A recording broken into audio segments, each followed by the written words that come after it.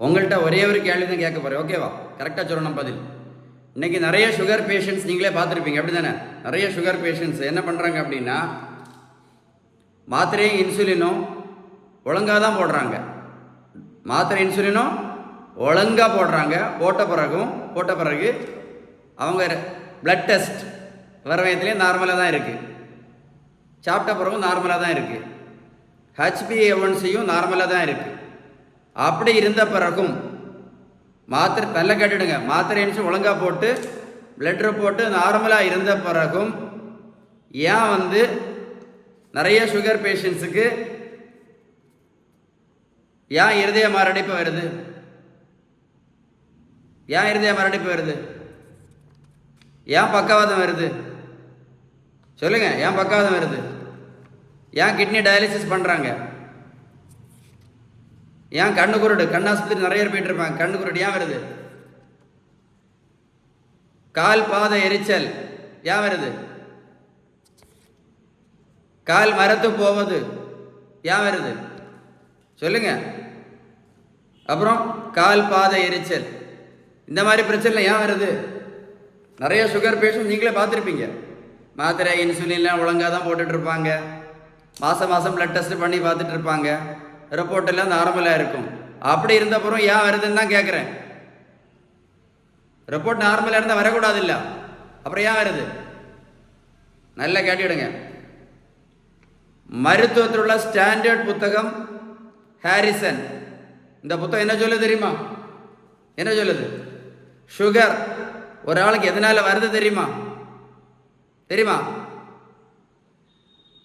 ஒரு ஆளுக்கு sugar, pressure, கெட்ட கொலஸ்ட்ரால், ஃபேட்டி லிவர், இந்த 4 நோய்க்கும், சுகர், ப்ரெஷர், கெட்ட கொலஸ்ட்ரால், ஃபேட்டி லிவர், இந்த 4 நோய்க்கும் அடிப்படை காரணம் ஒரே ஒரு காரணம் தான், இன்சுலின் ரெசிஸ்டன்ஸ். இந்த இன்சுலின் ரெசிஸ்டன்ஸ் சரி பண்ணணும்னா மொத்தம் 3 ட்ரீட்மெண்ட். மொத்தம் எத்தனை ட்ரீட்மெண்ட்டு?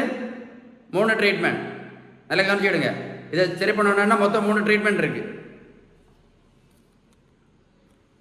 முதல் ட்ரீட்மெண்ட் பேலன்ஸ்டு டயட். ரெண்டாவது ட்ரீட்மெண்ட் பேலன்ஸ்டு டயட். மூணாவது ட்ரீட்மெண்ட் பேலன்ஸ்டு டயட். புரிஞ்சிருக்கோன்னு நினைக்கிறேன். பேலன்ஸ் டயட் எவ்வளோ முக்கியம்னு உங்களுக்கு புரிஞ்சிருக்கோன்னு நினைக்கிறேன். கடைசி தான் மாத்திரை இன்சுலின் இல்லை. நீங்கள் இந்த இன்சுலின் ரெசிஸ்டன்ஸ் என்ன பண்ணும் அப்படின்னா, இரத்த குழாய்க்கு உள் பக்கத்தில் பாதிப்பு உண்டு பண்ணிக்கிட்டே இருக்கும்.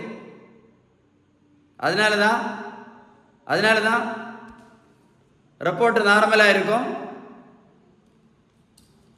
மாத்திரை இன்சுலின் ஒழுங்காக தான் எடுத்துகிட்டு இருப்பாங்க. திடீர்னு பார்த்தீங்கன்னா பக்கவாதம், கண்ணு குருடு, ஹார்ட் அட்டாக்கு, கிட்னி டயாலிசிஸு, காலில் புண்ணு வந்துச்சுன்னா காலை விரலை வெட்டி எடுப்பாங்க. புரிஞ்சிருக்கோன்னு நினைக்கிறேன். அப்போது முக்கியமானது என்னது? ஆபத்தானது என்னது? Insulin resistance.